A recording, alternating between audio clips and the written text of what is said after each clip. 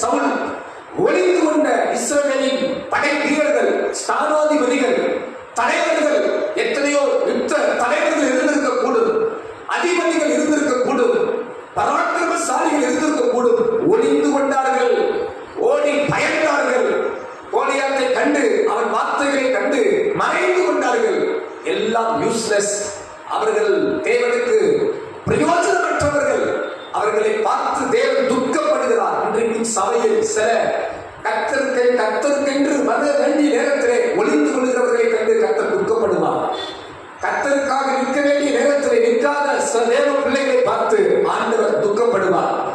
இப்படிப்பட்ட பிள்ளைகளை பார்த்து கர்த்தர் வேதனைப்படுவார். ஆனால் அதன் நடுவே ஒரு மனிதன் இருந்தார்.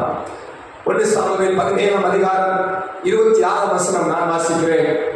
26ஆம் வசனம். அப்பொழுது தாவீது தன்னண்டையிலே நிற்கிறவர்களை பார்த்து, இந்த பெலிஸ்தியனை கொன்று இஸ்ரவேலுக்கு நேரிட்ட நிந்தையை நீக்குகிறவனுக்கு என்ன செய்யப்படும்? ஜீவனுள்ள தேவனுடைய சேனைகளை நிந்திக்கிறதுக்கு விருத்த சேதனம் இல்லாத இந்த பெலிஸ்தியன் எம்மாத்திரம் என்றான். கரங்களை உயர்த்தி எல்லாரும் அல்லேலூயா சொல்லுவோமா? அல்லேலூயா. தாவீதை போல எழும்புகிற சில தேவ பிள்ளைகளுக்காக கர்த்தரை ஸ்தோத்திரிக்கிறேன். ஒளிந்து கொள்ளுகிற ஜனத்தின் நடுவே, ஒளிந்து கொள்ளுகிற ராஜாக்கள் நடுவே ஒரு வைராக்கியம் உள்ள இருதயம் எழுப்பி வருகிறது.